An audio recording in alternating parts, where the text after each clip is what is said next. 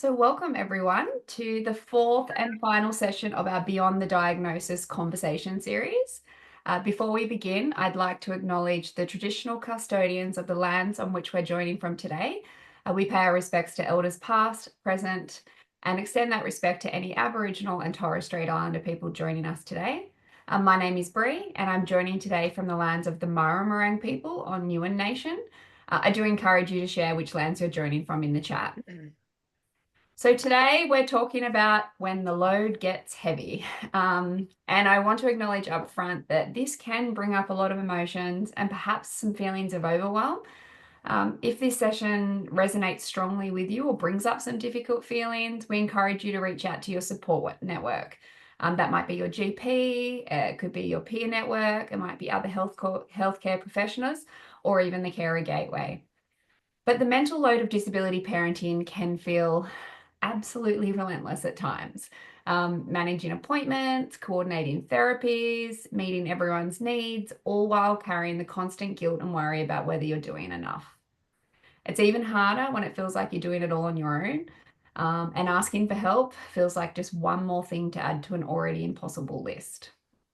So today's conversation is about naming that load, letting go of the guilt that actually serves no one, and exploring what support can actually look like for you, your child, and your whole family. I'm really excited to be joined by two speakers today who understand this load from different but equally important perspectives. So we have Sarah, who is a solo parent of two boys, one of who is autistic, and Atilio, who joins us from the podcast Dad Speak, sorry, bringing vital insights about how fathers experience and navigate the mental load, as well as your own lived experience. So together we're going to have a conversation and explore who's really in your support network and how to build it with intention, how to ask for help even when it feels impossible, and how to set boundaries and protect your energy while meeting the needs of your family. So welcome, Sarah and Atilio. I'm so pleased to have you here on this freezing day on the eastern seaboard. For anyone that's joining in New South Wales, it is cold. But I'm just going to jump straight into it. And I'd like to start by saying, let's start by naming what we're talking about here. The mental load of disability parenting. And I might come to you first, Sarah, but as a single parent, could you describe what this load looks like in practical terms? I just want to start off by saying it's really heavy, definitely. And there's so much organization, so much to think about. And there's the mental load, there's carrying, as a single parent having to think about finances, the social and emotional. I guess to describe it, it often can I feel like a Santa Claus with a heavy sack of so many things. And sometimes I have to put on and switch on different personalities, or I've got to be creative, I've got to be fun, I've got to be the therapist. And I guess I wear multiple hats, sometimes hats I never thought I would ever need, like a therapy hat, to be the dad. Um, but also, obviously the big one for me is it's really it's really important to always recognize that I've learnt to try and always have it together and being switched on, because I've got to be really organized, and that's tough, and that's also really heavy. So there's always a lot to do and organize. And the multiple hats is what I can say I need to constantly have and wear. Yeah. And those hats interchange many times throughout the day. Attilio, bring in the perspective from your work with dads through your podcast. Could you describe what this load looks like in practical terms? Yeah, look, I've come across a lot of journeys, especially in the dad's environment, and I don't think it's spoken enough, which is why Dad Speak was born. And just from a dad's perspective, I think it's more than just the appointments, the paperwork, NDIS, and so many, barriers that come across your your path. So I feel like for dads, they hold it all. We have to be the strong one for the family. We have to be the provider. We have to think about the future. And, it comes with a bit of a duty for dads. Like we need to be like alpha males, and it's not spoken enough for that. And I feel that the emotional side is hidden. We keep it silent. We get told, don't talk about it. Just carry on. So there's a few phrases like, take a spoon of concrete, and just harden up. So many don't express it, and it builds over time, and then it just gets heavier and heavier. So just from a dad's perspective, I just feel like when you do open up, the load slightly gets lighter, but there's still a strong load, especially in the dads community. There's, I come across dads every week, even daily, that reach out and they're just burned out because, again, it's that, perception when you're a dad in the community, you just have to be tough, do what you need to do, and just carry the load on your own. Yeah. I think that would resonate with a lot of dads that might be listening today. Sarah, as a solo parent managing your son's supports while also working, can you share a moment when you realized the load you were carrying was becoming unsustainable? Yeah, look, I remember in my early journey of going through, my separation and finding out Joshua's diagnosis. It was tough because I was working 5 days and I was and continue to be a workaholic. So it was tough because not only was I grieving, a part of my life separating. I was moving house, I was moving heaven and earth for my boys, but also was um, grieving my son's diagnosis. And then um, I had to make a decision. One of the biggest decisions of my life was to actually put myself and my boys first, and I had to quit my job, and that was really hard. Um, I was also then grieving that. But something had to give. Um, as much as I was still getting things done, I could see that there was cracks, and internally I felt, hang on, I'm doing something halfway, and that guilt. There was, I could never go to certain events. I could never do drop off and pick up. I could never advocate for my child and be present the way I would talk to families about being present when I teach. So I had to practice what I preach and suddenly shake myself up and start taking my own advice. And that was tough. And I now realize, as hard as it is, and I am still grieving opportunities that I would love to have, but it's the best thing, and that's what really showed me how brave and strong I continue to be. As scary as these emotions are when you're in them, but that was the biggest decision and one of the hardest realities that something had to give, um, because I had to put myself first, and looking after my boys and myself was slowing it down and looking after my family. Yeah. And I have to say, Sarah has been a member of the Belongside community for some time now. So we've seen that growth in you over that time, and it's been such a privilege to be a part of that journey with you. Atilio, I want to come to you now. Through your podcast and conversations with fathers, what do you hear about the mental load that dads carry and how it might differ from, the mother's experience or even their partner's experience? Yeah, it's funny. Like when you got to understand the mental load, you got to think from a dad's perspective always. Like I understand there's other roles in the child's life, but I always try to bring it back to the dad's perspective. And when for example, when I went through this journey myself, I went to all these like support groups, which was fantastic. A lot of mums, run by mums, and I'm like, it's great, So I just kept going and coming and coming, and I couldn't find any dads. So, dads like myself, we feel very alone in this journey. And just, just coming back from these events, and you just want to stay calm and present. for the family, but at the same time, you're always worrying about the child's future. So, for us men, we are less likely to open up. We know something is there, but we won't open up because we are worried that we will be judged. And, for a male's perspective, we've got a lot of pride.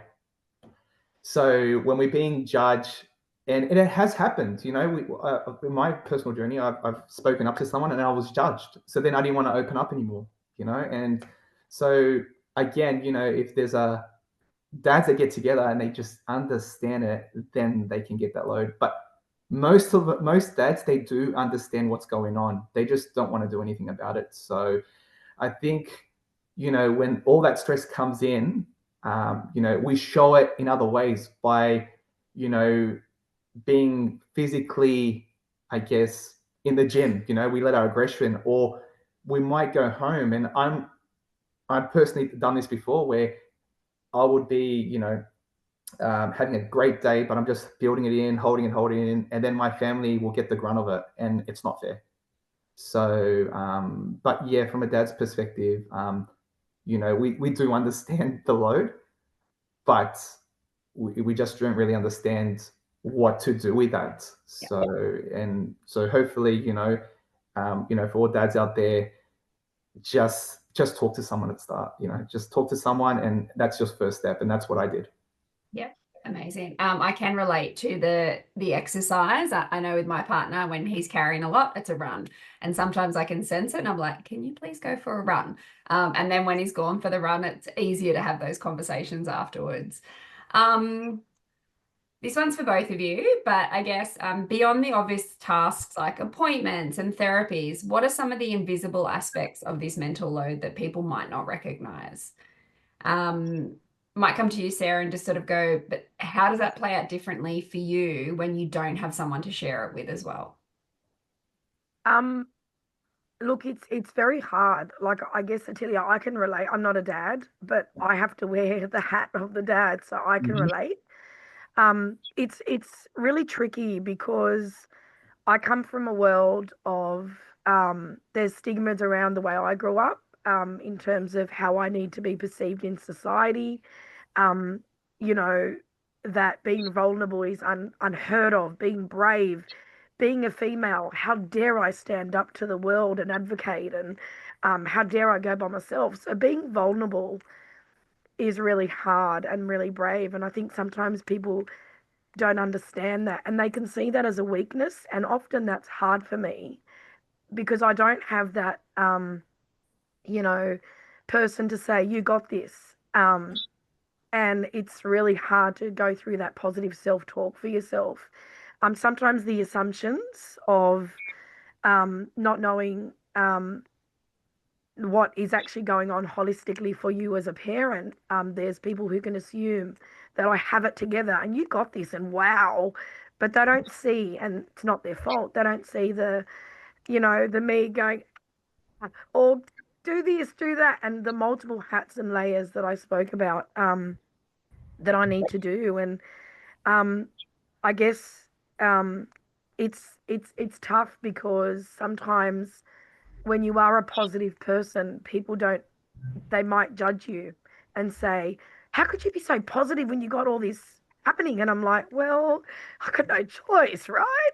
And I guess I'm also a neurodivergent, so I have to think of how um I portray myself, how I comfort my boys, how I look after my boys, but also myself, and how I sort of protect myself. And that's tough and that's hard. And, I constantly feel that, again, I have to be 5 or 10 steps forward to be a certain way for society. But yeah, I think being vulnerable, and being a strong person, sometimes people don't know how to take. So. Yeah. Thank you for bringing up around the cultural aspects of that too, because that is something from the outside looking in that it is invisible sometimes. Like, you've enlightened me through your journey, Sarah, about some of those, stigmas around what people's roles are in particular cultures. So it's definitely adds to that mental load from someone particularly looking from the outside in. I can see how that would be hard. Atilio, did you have anything to add to that around those invisible aspects of the mental load that people may not recognize? Yeah, I think the point that I want to bring across, and I'm sure it relates to all parents with special needs, it's planning that outing. Um, People don't realize that we have to prepare ourselves like in a week in advance. Like, we get sometimes invited to like fantastic events, maybe 2 days out. They're like, hey, we managed to get tickets. We want your whole family to come. And we're like, no, we can't because we have to plan things. And when it comes to planning, for example, with Alexis, it's getting his social stories right. If he hasn't been there before, maybe doing a couple trips beforehand. Making sure that the event that we're going to, is it going to be noisy? Is it going to be a lot of people? Is he going to like the food? And the list goes on and on. And the next thing is, what are we packing his bag? And then while you're driving to the event is, did we forget something? So all that emotion just builds up. And then the other thing people don't realize is that we have to have a plan B. So if things don't go well, how are we going to escape from that event in a nice positive way for Alexis and my two other kids? Because what I worry about my other two kids is that they miss out. Yeah. So, you know, when we go to events, sometimes, people will see myself and my wife and the family, or they'll see myself and my two kids because Alexis has to stay home with my wife, or vice versa. I have to stay home with Alexis. So for us, the brain doesn't switch off. It's still going. And while I'm talking to you, I'm still thinking a couple of things that I need to do. It's like, did I get the support worker booked in? We've got, and I asked my wife, have we got anything on for this weekend? Because like I'm stressing out. She's like, no. And it's just like, okay, I can relax, So, from a dad's perspective, we do feel responsible that we want the family to thrive together, So I think people like that don't have special needs children don't understand that, and it burns me as well because like I want to do all these great things for my kids. My other two kids, they unfortunately do miss out on a lot of things, but I think we made it a priority that we can't all go, and my wife and I will decide. We don't want other two kids to miss out. Let's maybe one of us go, and one of us just takes the hit. So, but that alone, it's such a load. Yes. And then people, and sometimes we do really well, but then people are like, oh, we don't know how you do it. Like, you've got all these strategies, and we're like, it's just another day of being a parent of a special needs, child as well. So, but like, hats up to all families that at least try to come, because I know there's a lot of anxiety as well. So, Yes. and just keep pushing. I say to all families, yes, the kid won't like it, but at least, you might have driven there and driven back, but maybe the next time your child will get out of the car, and then so on. So working baby steps, and that's what happened in COVID. We went back 10 steps, but we slowly moved forward. And now my son can attend events, but only one event per day. I can't do multiple. So Yeah, I'm hearing you, and I think a lot of people in the chat are as well. Somebody's put, we don't do spontaneous anymore, yeah, and I can relate to that. My child has a physical disability, so wherever we go, it's okay. What's the access like? Which piece of equipment am I taking? Are there stairs? Do I have to lift a wheelchair? Do I have to take a heavy wheelchair or a lighter wheelchair? So yeah, there's lots of planning, and a lot of people don't see that side of it. So I'm going to come to you now, Sarah. Before we talk about building support networks, but with the boys, how do you manage the competing needs and sometimes that guilt around that time and attention? And what strategies have you developed as a solo parent? This always is a big one for me because for a very long time I often held on to the guilt. I didn't think I was entitled or allowed. Um, and again, I go back to that stigma of you're a mother, you have to do this, you've got to, you're not allowed. How dare I take 5 minutes? Or I felt guilty that I always had to, be doing something, and just sitting down was not okay. Um, I guess I had to start shifting the way I was looking at life. and remembering and reminding myself, and also modeling to my children, because that became a big part of setting the boundaries for myself and for them individually and us for as a family, was that I'm not sitting down doing nothing, I'm actually resting. So I had to set the boundaries that it was okay to tap out, it was okay to um, take time um, for myself. Um, and I guess this continues to be something that's a work in progress and baby steps for me, because self care and setting those boundaries for ourselves and families can be quite different. I think connection is so important both for ourselves as individuals, but also for our children. So I try and have a balance of connection time with Josh, um, who's my neurodivergent little dude. Don't tell him I called him that because he's 11 now, because he's too cool. And my soon to be 16-year-old, who is a teen and is so cool and mum's boring, but I do my best to try and connect with him, but also model time, that it's okay for him to go out with his mates.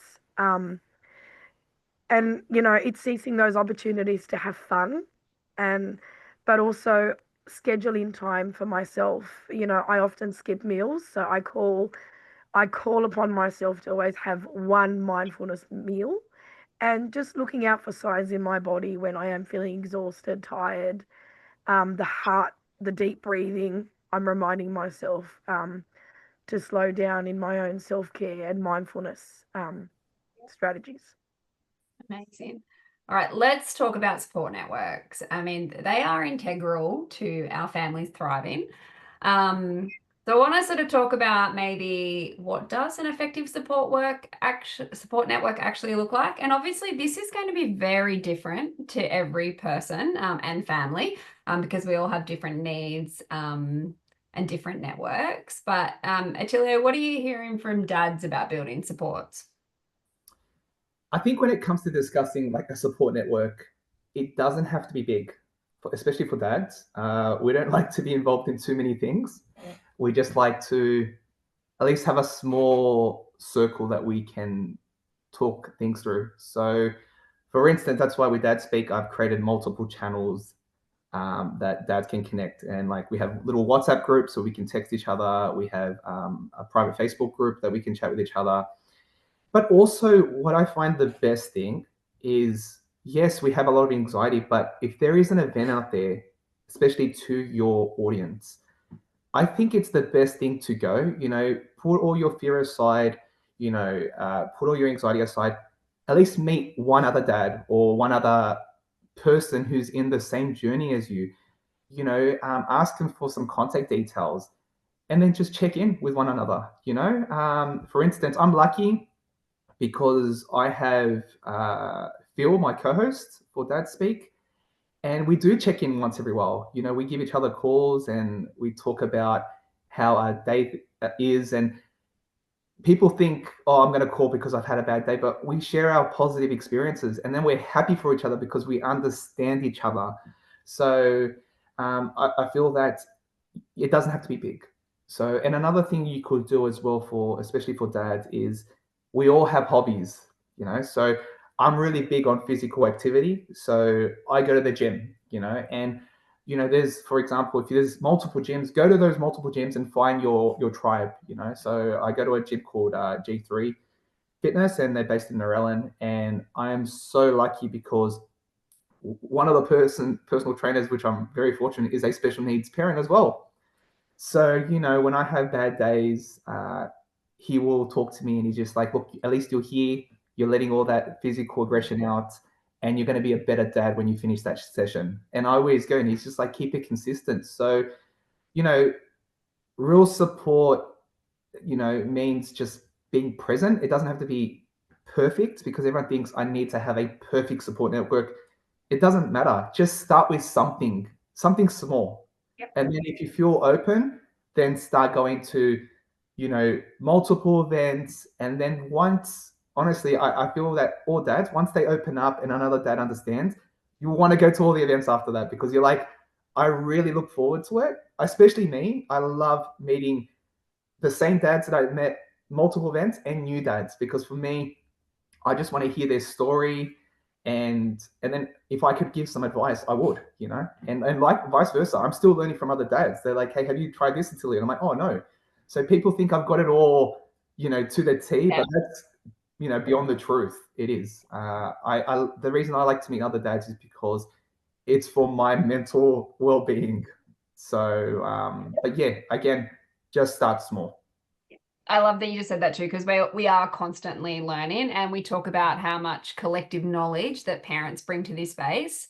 And I feel like every time I do a workshop or a webinar or a peer group, like I'm learning something new off the parents that join that. But Sarah, I want to come to you now, because I know that you've spoken before to me about being brave and stepping outside of your comfort zone. And I know that there's been a lot of intentionality behind building your support network, particularly as a single parent. So what does an effective support network actually look like to you? Um, I, I think definitely with what you said, Bree, like I remember being on my early journey, being so terrified, so scared, thinking I was actually going nuts because what was I feeling? And it wasn't till um, I realized that I wasn't going to take, being isolated on my own, and I didn't really like it. It wasn't a good feeling. And I was very lucky that I was introduced to peer support and great organizations, like Belongside and services like, Plumtree, where I was fortunate to go to some free events because as a single parent, I can't say enough the importance of not being able to afford a lot to go to and attend. And for me, um, online events and at times parenting programs and workshops was my social door into life, beyond my home. And I needed to connect with people, and that was my way. And I learnt very quickly, some really empowering and inspiring tools for my toolbox, that it's okay, to not always be okay. It's okay to be brave. You are brave.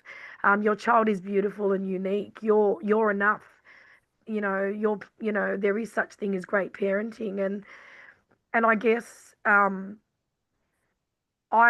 have learned to model that being uncomfortable with the uncomfortable is really important. And um, as hard and as challenging as it is being a parent of a neurodivergent child, but also coming on my later journey of life, understanding I'm neurodivergent, that it's one of the best things that's happened to me, because I'm learning how to be not just the best person and vision of myself, but for my child. And I love being able to share my journey and connect with other families who are probably on the earlier journey that I was.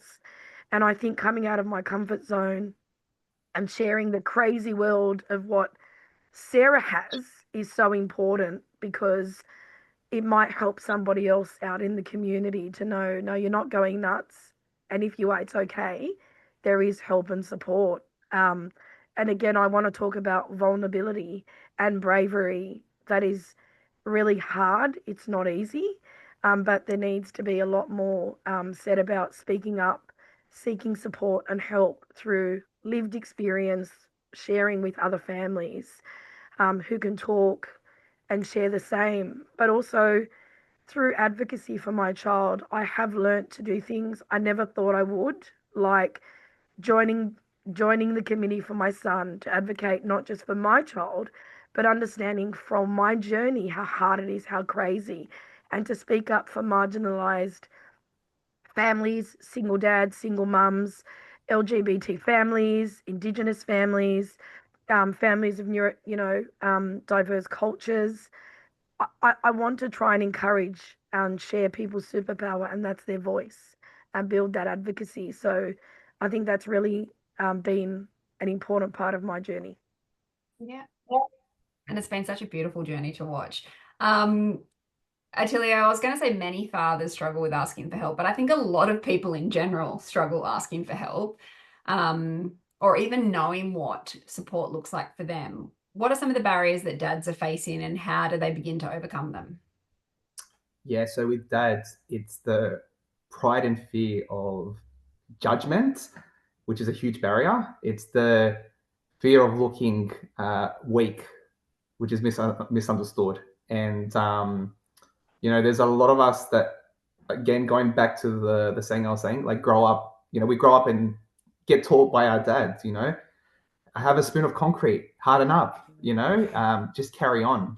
So I think there's a lot of that old school mentality of what a dad should look like, and we feel that if we do ask for help, that it's a failure of being a dad. So I think we need to rewrite that story on what a dad should ask for help or not. So I think, just coming back to the barriers, it's just, you got to move past that.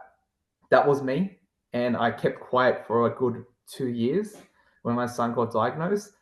And the first thing, I think it was a wake up call when my wife said to me, either you do something or we're done, and that was a big shock to me. I was just like, why do I want to ruin something that I've built with her for so many years?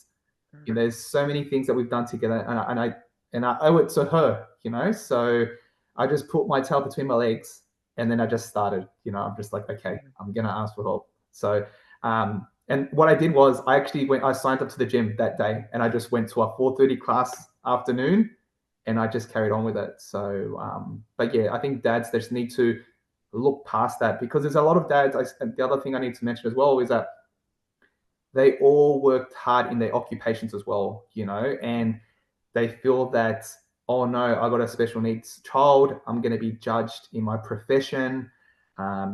People are going to make fun of me at work. And that's what I thought as well. I was lost. I didn't want to tell anyone at work. And then I told someone at work.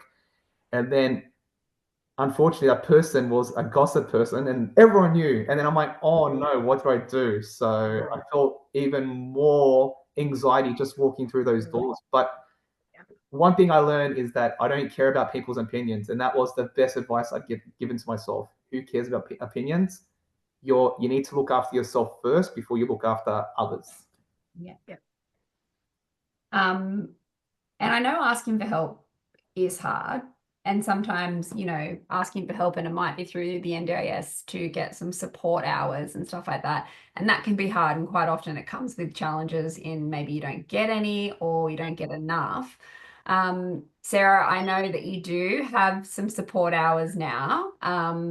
And I'm sure that wasn't easy to obtain. But when it comes to support workers and respite care, how have you worked through any of that sort of guilt about handing over your son's care? I like that you've asked that, Brie, because I remember, and I'm sure we can all relate, I remember cleaning before the Care and Gateway cleaner came. Before the cleaner came, yeah. And I'm like, what do I do? And I remember my eldest saying, Mum, what are you doing? And I'm like, oh, I'm just cleaning, but why? But because you're channeled in to do that every single time. And it's like freedom. You have all this freedom and you don't know what to do with it. So I remember that. I also remember when when actually getting some support worker funding for Josh. I remember not knowing what to do with myself. I did still have a little bit of guilt.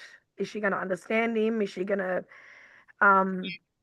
walk away or call in sick constantly? Like, so there was always a lot of this worry and this trust, because as we know, not just for neurodivergent children, but for children in general and for all of us, connection is key, and building those respectful relationships. So, I had to, trust and build that, try and build that relationship with the support worker. And I struggled in the beginning because I was like, I've always been the help and the shoulder that everyone relies on. So I was never used to any of this. So I was like scratching my head thinking, what do I do? Now I find myself, okay, she's got him for this time. What am I going to do? So I've learnt to enjoy those moments of time for myself. When I look back, the advocacy was hard. It was really tough. But I'm very grateful again for the support network and the encouragement from community and the support networks that I've worked with, who have had similar experiences, and I've been able to learn and share from on how to do that. Because often advocating for support, extra support, not just for yourself but also for your child, can be quite tough. And sometimes you don't know if you're going to get it, but I guess you won't know if you try. And I can understand and relate, Attilo, to what you're saying around the guilt and pride. I'm also one person that's like that. I'll help the whole of the community and the whole of probably New South Wales, but I'm too proud and I won't. So I get it, and I hear you, and I can relate. Again, like I said, I'm not a dad, but I wear that dad hat, and I can so relate. So it's really important to if you can build the network and the support to be able to advocate for support of any kind for yourself. I also want to share and bring back to vulnerability and being brave. I actually was the first of my household, and probably my family and generation, who actually probably saw a psychologist and actually spoke about my life. And um, that was not taken lightly by my family.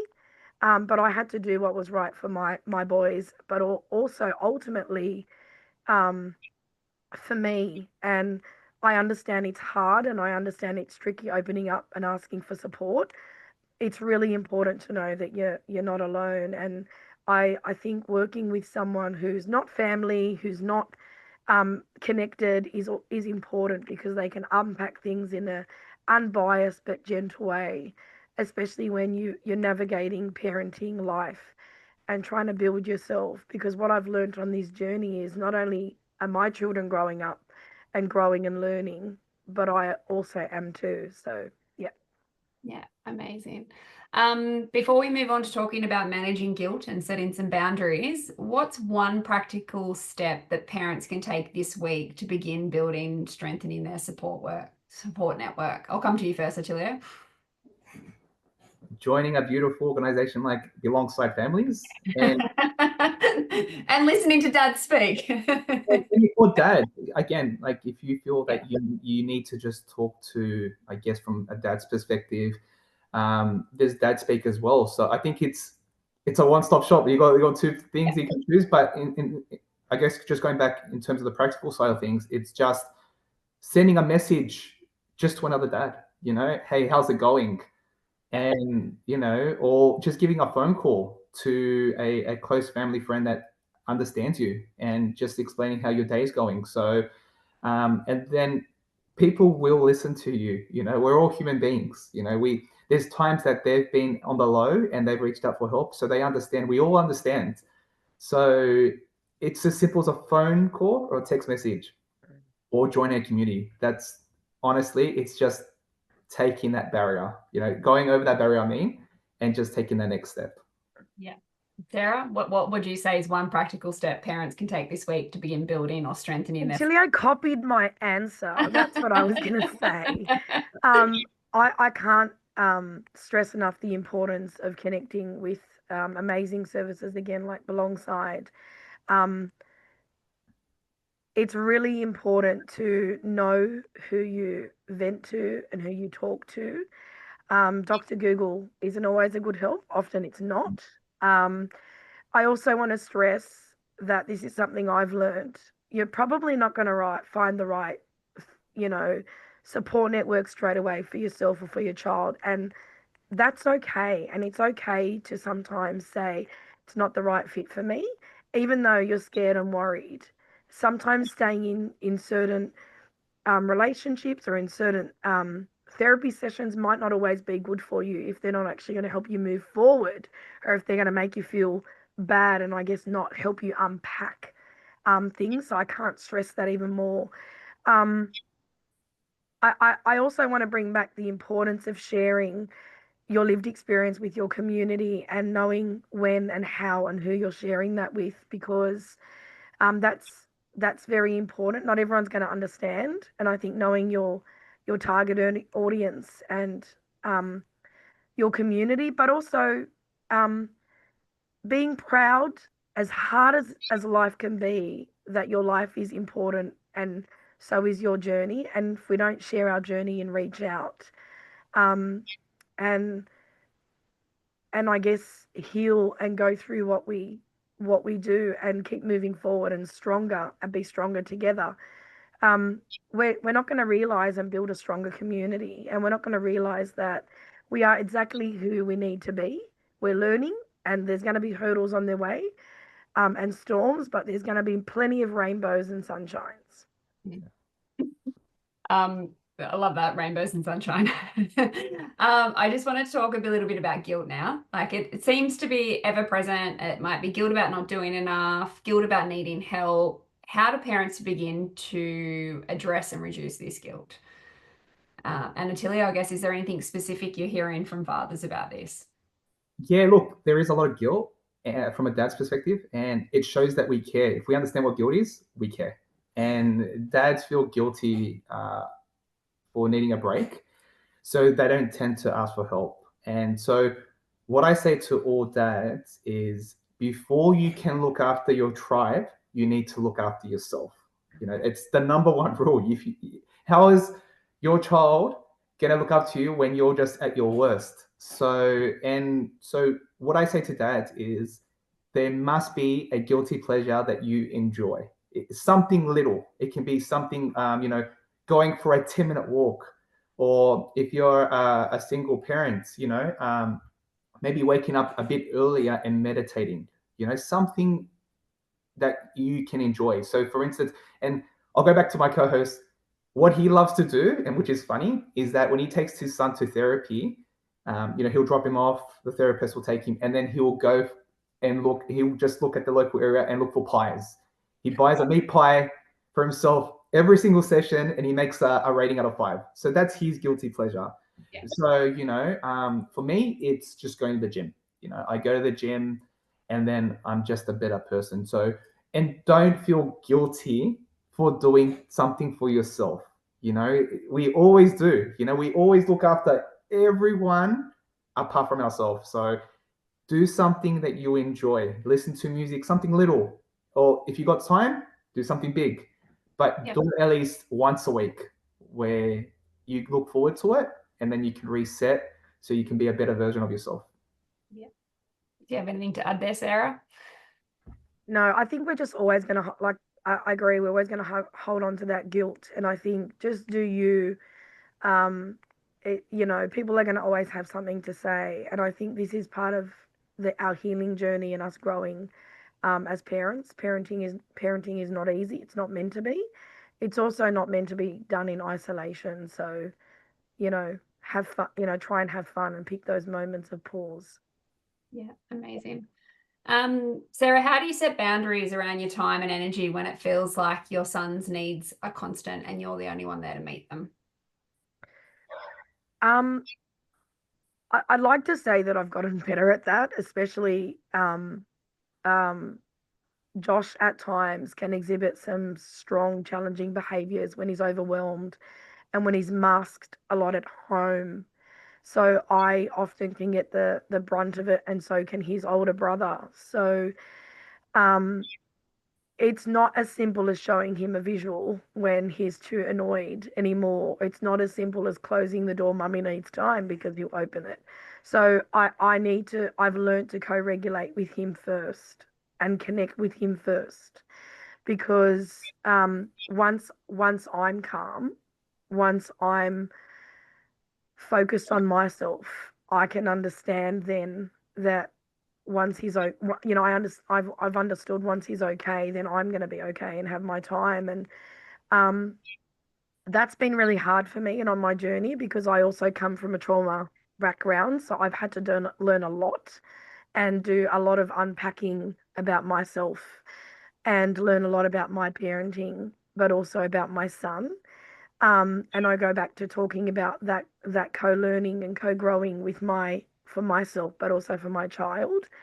I think it's important to model um, to model self-care and moments of enjoyment for yourself, and then that starts to come naturally for your children. And I've noticed that in how, and now as Josh was getting older, but also in also with my eldest son, I'll say it's my time now.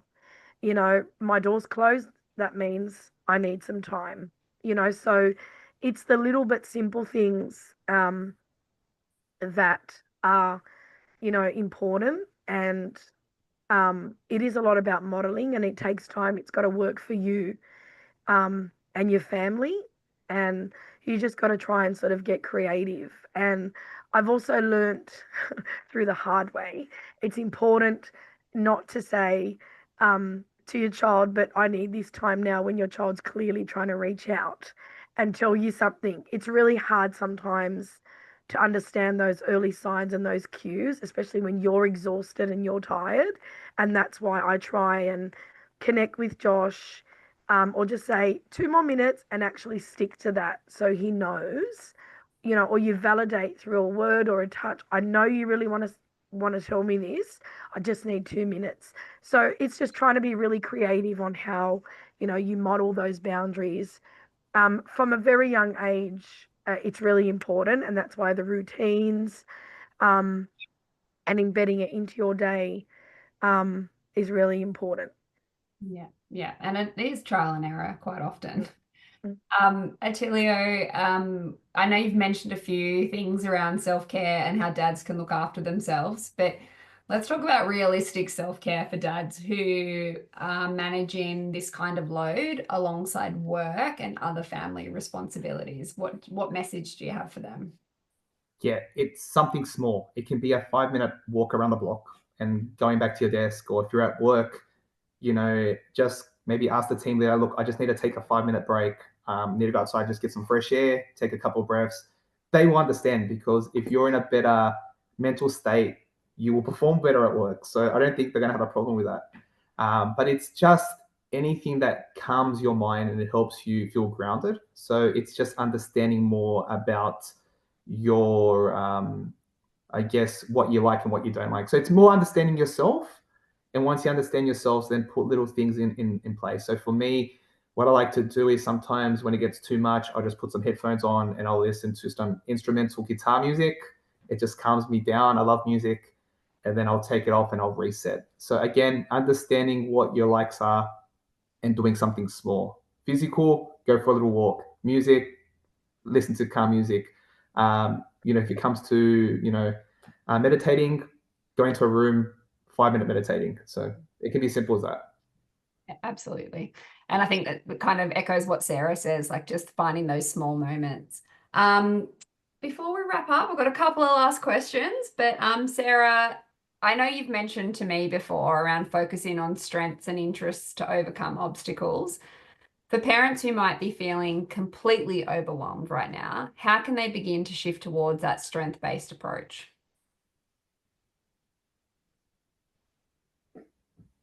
I guess what's really important to remember is I've learned to pick my battles and celebrate the wins, especially the small ones, because the small ones might seem so tiny, but they are often the ones that make the biggest difference for us as parents, but also for our child. And I think holding on to the positives and what we do well and what are fun is really important, because they're the ones that ultimately connect with our values and how we want to move forward, I guess, as parents, but also for our children. um, I think it's really important to understand having a positive mindset and thinking, um, rationally thinking, clearly is really important. And I think sometimes when you are overwhelmed, when things can get really foggy and hard, that's often an indicator that you might need to tap out and regroup and actually refocus. And I think sometimes, um, you know, it it can be tricky to, especially when, I remember saying, oh my goodness, things come in threes, right? No, there's four, there's five. When am I going to cop a break? And I get that, that's really tricky. It's finding that little tiny glimmer of even hope, and positivity. And sometimes that can mean looking through old photos, reading your child's previous NDIS plan, looking at their painting, holding them. It is, and I know it probably sounds, really easier said than done to a lot of families, and I've been there, and I get it. It's really hard. Um, and I think sitting in the hard, and sitting in the challenges, and sitting in that negative mindset, it's not healthy, and that's going to constantly um, keep us pushing back, not forward. So focusing on the small things and things that we and our strengths and are really good at is something we can build on, and we can use them as tools, I guess, to move forward. And we do that. We say that a lot um, for our children when we're setting goals and preparing. But I think we can also use that for ourselves as parents. Like you need the skills to be able to, start driving a car. You need to study. You might not read I don't have a license, by the way, so I don't know how you do it, but do you read a book, or I don't know, do a test online? But there's a process, and that process isn't always going to be easy, and you might miss few steps. You might go back to a few steps. It's a process, it's a journey. It's not meant to be done very quickly. It's not meant to be a marathon, it's a sprint, and you need to go at a pace that works for you. And I get that that's really hard.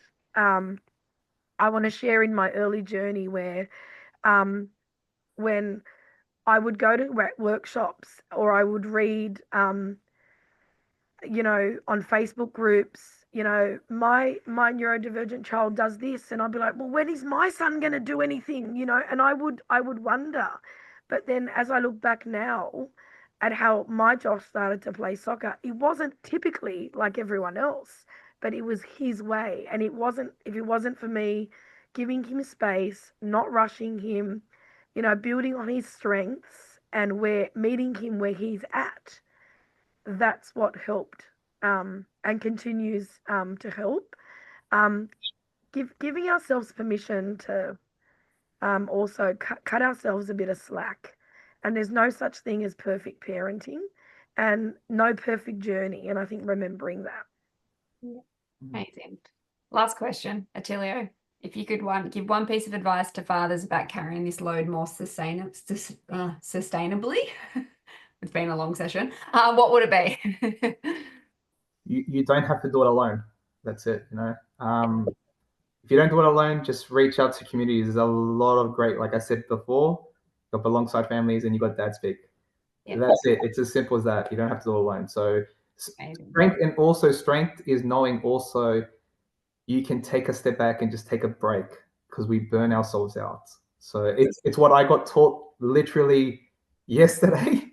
I got taught, someone said to me, you're doing too much. You need to take a step back. And so I've listened to that. So I've unloaded today a bit of my work, and I'm going to spend some time with the family. And yeah, but again, going back, you don't have to do it alone.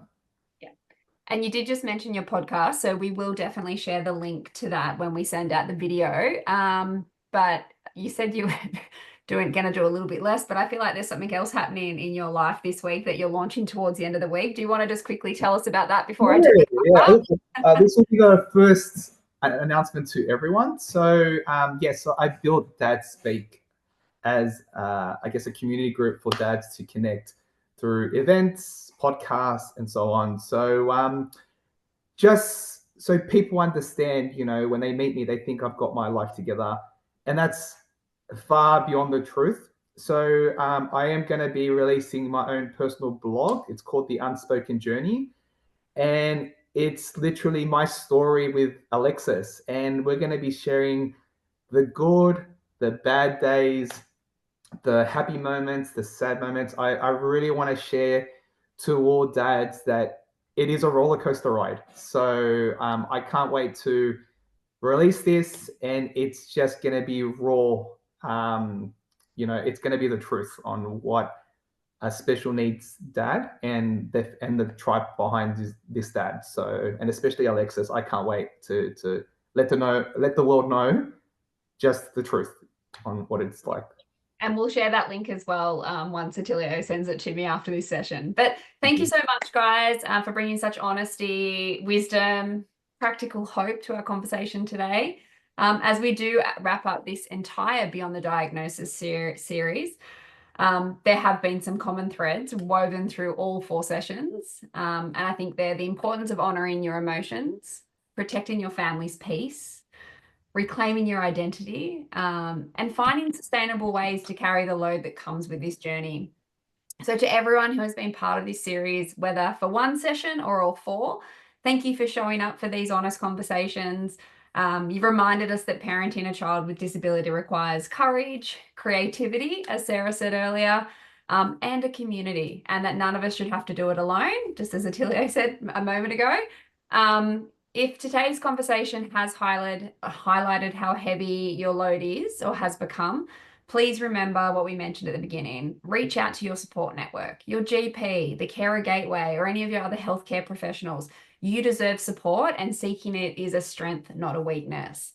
While this does conclude our Beyond the Diagnosis series, these conversations don't end here. We encourage you to join our closed Facebook community, where you can continue these important discussions. I believe that might have been shared in the chat today, but we'll also include that in the resource email. But in that group, you can connect with other parents who understand your journey and find ongoing support and encouragement. Please continue to seek out support, understanding, and community that you and your family deserve. I'd like to thank all our speakers across the series. In our first session, we had Melanie and Helen. In our second, we had Mitchell and Kelly. In our third, we had Professor Helen Burke-Taylor and Pam, and Sarah and Atilio today. Thank you for your vulnerability, your wisdom, and your commitment to supporting families on this path less travelled. And thank you to every parent, carer, and family member who has joined us.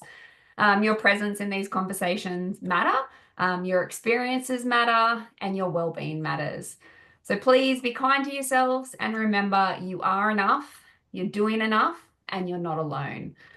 Thank you, everyone. Thank you, guys. I look forward to seeing and hearing what everyone's doing soon. I'm looking forward to your blog too, Atilio. So make sure you send us the links, and I hope everyone has a wonderful Wednesday. Thanks, Bree. Thanks alongside. Thanks, Atilio. Thank you, Sarah. Bye. Bye.